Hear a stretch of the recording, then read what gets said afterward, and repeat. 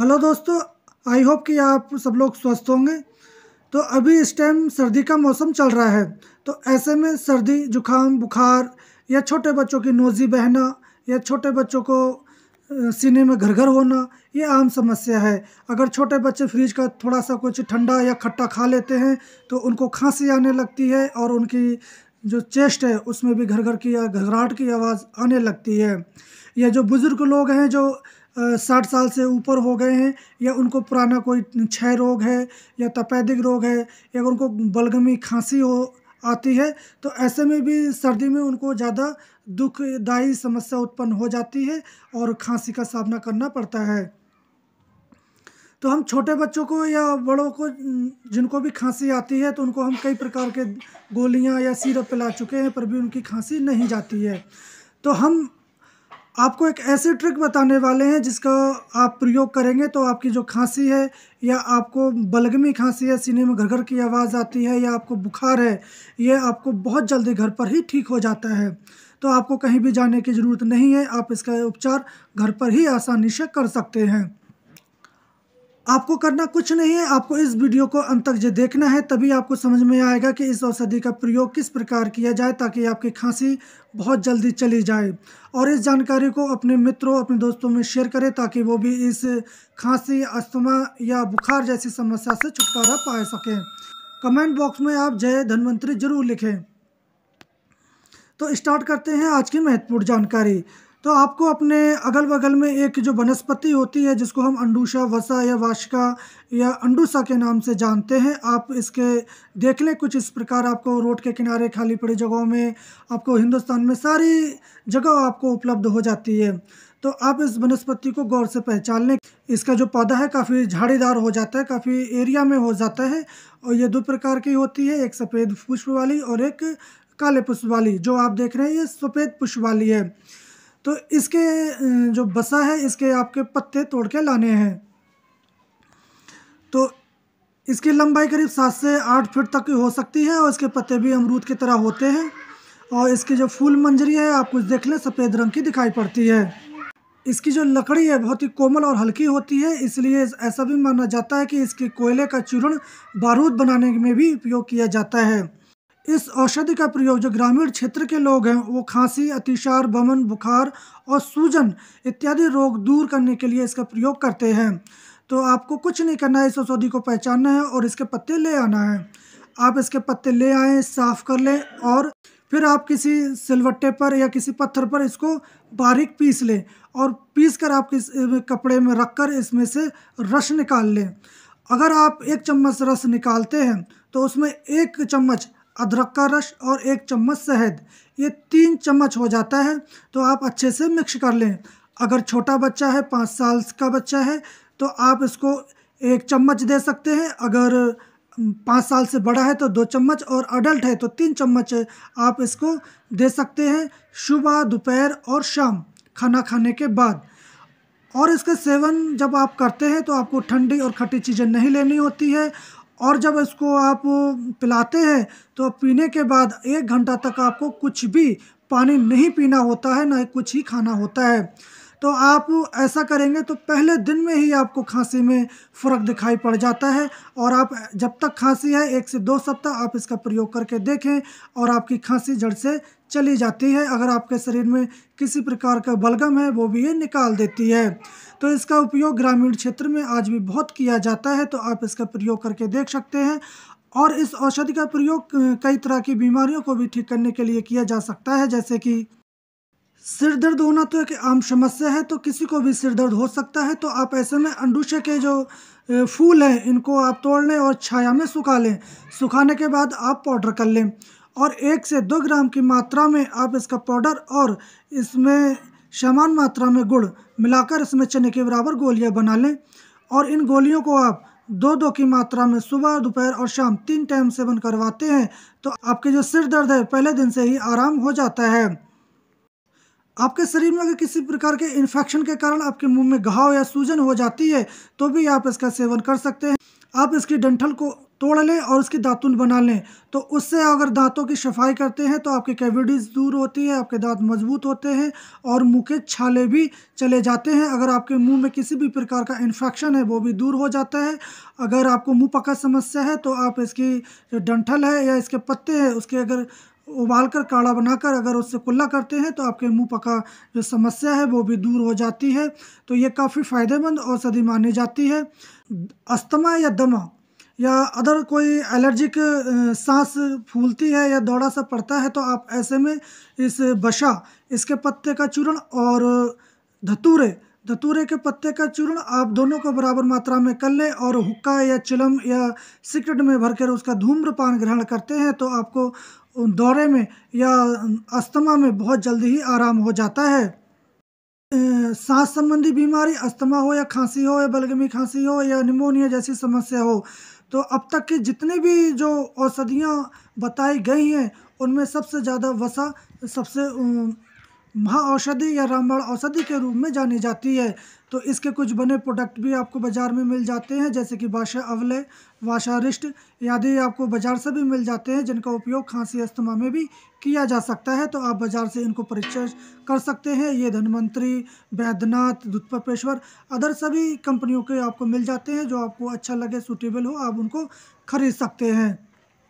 अंडूसा अंडूसा का औषधीय गुण किडनी दर्द पर भी बहुत रामबाण काम करता है। अगर आपकी किडनी में फेलियर हो जाती है, किडनी सही से काम नहीं करती है, तब इसमें दर्द बहुत होता है, असहनीय दर्द होता है और किसी दवाई से भी नहीं रुकने का नाम लेता है। तो आप ऐसे में इसके पत्ते तोड़ लें और नीम के पत्ते दोनों को आप गर्म करें और इसको नाभि के नीचे वाले भाग की सेकाई करें और साथ ही साथ आप इसके पत्तों का रस 5 ml और 5 ml करीब शहद दोनों को मिलाकर आप खिला देते हैं तो आपके जो किडनी का भयंकर से भयंकर जो दर्द है उसमें आश्चर्यजनक आपको लाभ देखने को मिलता है।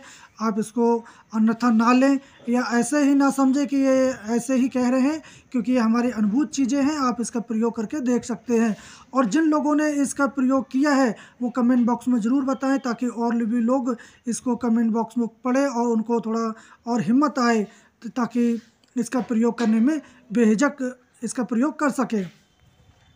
बसा या अंडूशा का प्रयोग स्त्रियों के लिए काफ़ी अच्छा माना जाता है। तो मासिक धर्म में अगर उनको ब्लीडिंग कम होती है या मासिक धर्म खुल के नहीं आता है या अनियमित होता है तो आप ऐसे में इस वसा या अंडूसा के पत्ते तोड़ लें करीब 10 ग्राम के आसपास और इसमें मूली गाजर के बीज आप 6-6 ग्राम ले लें और इन तीनों चीज़ों को आप आधे लीटर पानी में पकाएं। जब पकते पकते 1/4 रह जाए तो आप इसका काढ़ा बनाकर आप सेवन करवाते हैं कुछ दिनों तक, तो आप देखेंगे कि इनको ब्लीडिंग सही से होती है और जो रक्तस्राव है वो भी ठीक प्रकार होता है। मासिक धर्म में जो दर्द है वो भी नहीं होता है और जो मासिक धर्म का जो चक्कर है वो भी ठीक हो जाता है। उसी प्रकार डिलीवरी के दौरान जिनको बहुत दर्द होती है या सुखपूर्वक डिलीवरी चाहते हैं तो वो अंडूशा की जो जड़ है उसको उनकी कमर से बांध देते हैं तो डिलीवरी भी सुखपूर्वक हो जाती है। ऐसे ही इसमें पाठा, कलिहारी, अंडूशा और अपमार इन किसी एक की जड़ आप इस्तेमाल कर सकते हैं। ये सारे जो वनस्पतियां हैं ये सुखपूर्वक जो डिलीवरी करवाने में अपना औषधीय गुण रखती हैं। तो इस प्रकार आप इन औषधियों का प्रयोग कर सकते हैं। जब आपके शरीर में वात रोग अधिक बढ़ जाता है और आपके शरीर में ऐंठन होने लगती है, जोड़ों में दर्द होने लगता है, शरीर के जो पैर है वो सूजने लगते हैं, तो ऐसी समस्या जब हो जाती है या अर्थराइटिस हो जाती है तो आप ऐसे में इनके पत्तों का रस निकाल लें और उसमें तिली का तेल मिलाकर और तेल सिद्ध कर लें। उस तेल से आप अगर पिंडियों के हाथ पैरों की मालिश करते हैं तो भी उनको आराम हो जाता है और इनके पत्तों को गर्म कर कर आप जोड़ों की सिकाई करते हैं तो वहाँ की सूजन भी चली जाती है और वहाँ भी दर्द तुरंत कम हो जाता है। इसी प्रकार इस अंडूशा का प्रयोग टाइफाइड या आंतरिक ज्वर या संधिपात ज्वर किसी भी प्रकार का अगर बुखार रहता है तो आप इसमें अंडूशा का जो औषधीय गुण है वो बहुत ही रामबाण माना जाता है। तो आप इसमें करीब 3 से 6 ग्राम की मात्रा में इस अंडूशे की जो जड़ है उसका चूर्ण आप सेवन करते हैं तो आपके जो आंतरिक बुखार है, टाइफाइड का बुखार है वो बहुत जल्दी चला जाता है। तो आप इस प्रकार इसका सेवन कर सकते हैं। आपने देखा होगा कि कोई सा मौसम क्यों ना हो, सर्दी हो या गर्मी हो, किसी किसी व्यक्ति के शरीर में से बहुत दुर्गंध आती है। पसीने के साथ आती है या वैसे भी इनको बहुत ही दुर्गंध आती है। तो आप ऐसे में इस अंडूशय का प्रयोग करना आपको बहुत ही फायदेमंद साबित हो सकता है, क्योंकि इसका जो रस निकालकर और शंख चूर्ण मिलाकर आप इसको शरीर पर मलते हैं तो आपकी दुर्गंध है वो दूर हो जाती है।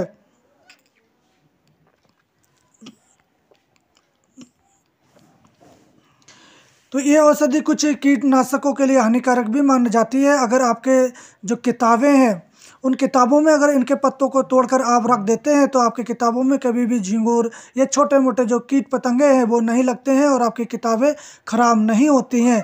तो इनके पत्तों को आप अलमारी या दराज या जहाँ भी आपके वस्त्र या कपड़े हैं वहाँ आप रख देते हैं तो छोटे मोटे कीट पतंगे नहीं आते हैं। उसी प्रकार इनका पत्तों का जो प्रयोग है पानी को शुद्ध करने के लिए भी किया जाता है। तो आप इनके पत्तों को तोड़कर अगर किसी बड़े जो टैंक है उसमें डाल देते हैं या अपने जो पानी पीने का जो बर्तन है उसमें अगर डाल देते हैं तो आपका पानी जो है शुद्ध हो जाता है, उसके अंदर के बैक्टीरिया है वो मर जाते हैं। क्योंकि ये बहुत ही दिव्य औषधि है और इस वसा में ऐसे गुण पाए जाते हैं जो छोटे मोटे जो कीटाणु हैं या कीट हैं उनको मारने की ये शक्ति रखता है। तो इस वसा का प्रयोग हम फूल और उसकी पत्तियाँ सबसे ज़्यादा किया जाता है।